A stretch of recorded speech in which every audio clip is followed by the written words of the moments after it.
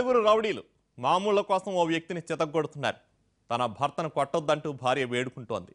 తండ్రిని కళ్ళెదుటే అన్యాయంగా కొడుతుంటే పిల్లలు తలడిల్లిపోయారు. మా నాన్నను వదిలిపెట్టండి అంటూ రౌడీల కాళ్ళు పట్టుకున్నారు. అయినా కనికరించలేదు ఆ రౌడీలు.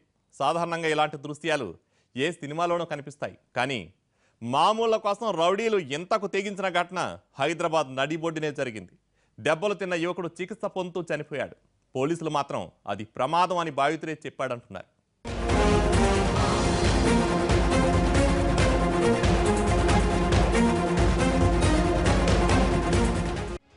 ఈ ఫోటోలోని వ్యక్తి పేరు శ్రీనివాస్. పశ్చిమ గోదావరి జిల్లా నర్సాపురానికి చెందిన శ్రీనివాస్ బతుకు తెరువు కోసం 18 ఏళ్ల క్రితం నగరానికి వలస వచ్చాడు. హైదరాబాద్ బోరబండ సైట్ 4లోని సాయిబాబా నగర్లో స్థిరపడ్డాడు. పెయింటర్గా పనిచేస్తూ కుటుంబాన్ని పోషిస్తున్నాడు. శ్రీనివాస్ కు భార్య, 2 కూతుళ్లున్నారు. ఈ నెల 9న కాలిన గాయాలతో హాస్పిటల్లో చేరిన శ్రీనివాస్ చికిత్స పొందుతూ మంగళవారం చనిపోయాడు. రౌడీల వల్లే తన భర్త చనిపోయాడంటోంది అతని భార్య. పని ముగించుకుని ఇంటికి తిరిగొస్తున్న శ్రీనివాస్ను రౌడీలు అడ్డగించి కొట్టారని ఆరోపిస్తోంది. తాగడానికి డబ్బులు అడిగారని లేవని చెప్పడంతో అందరూ చూస్తుండగానే చితకబాదారని అంటోంది. ఇంట్లోకి వెళ్లిన కాసేపటికే శ్రీనివాస్ ఒంటి నిండా మంటలు అంటుకున్నాయని అంటోంది. తెలీదండి, అక్కడ అది మంగళ షాప్లోకి వెళ్ళి కూర్చున్నారంట. ఏమైంది అక్కడ గొడవ తెలియదు. అక్కడ నుంచి ఇక్కడ దాకా కొడితే అతను ఇక్కడ పరిగెట్టుకొచ్చేస్తారని మా ఆయన భయం వేసి పరిగెట్టుకొచ్చేస్తే అయ్యి బాబాయ్ కొడుతున్నారని నేను మా పిల్లలు వెళ్ళి దండాలు ఎట్టి తీసి తెచ్చేసి ఇంట్లో పెట్టేసుకున్నామండి. ఆయన తలుపు వేసాను, వాళ్ళు వెళ్ళిపోయారు. దండాలు తలుపు వేసేసాను, లేకపోతే లోపలికి వచ్చి ఏం చేద్దరు తలుపు గడెట్టేసాను. బయట నుంచి ఉన్నాను నేను, ఆయన లోపలికి గంటేసి ఏంటి మీకు దండ పెడతాను, మేము అద్దీంట్లో ఉన్నాము, ఆడపిల్లలతో ఉన్నాం, మమ్మల్ని అల్లరి చేయొద్దని దండాలు ఎడితే వెళ్ళిపోయారండి.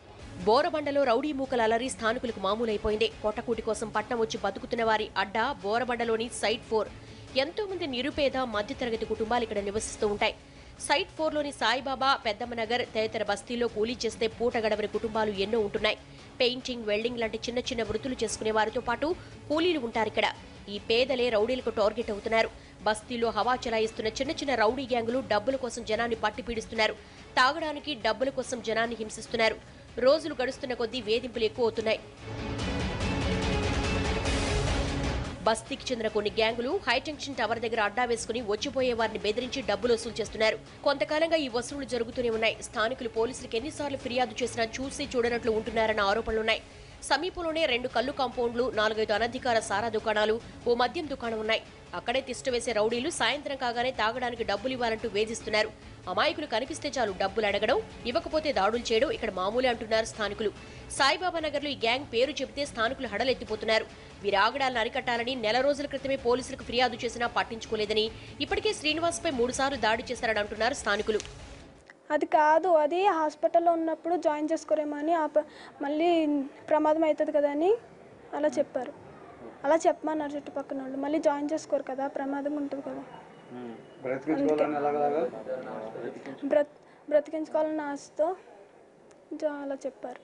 అయితే శ్రీనివాస్ మృతి విషయంలో పోలీసుల వాదన మరోలా ఉంది.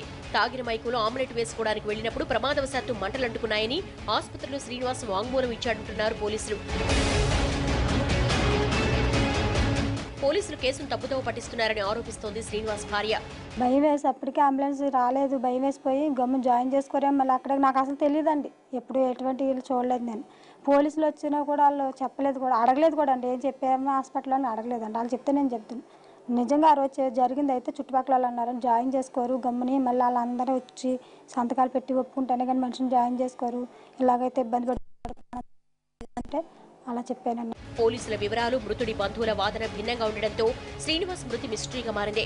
కానీ బోరబండలో రౌడీల మామూళ్ల వసూళ్లతో ఇబ్బందులు పడుతున్నామన్నది వాస్తవం అంటున్నారు స్థానికులు.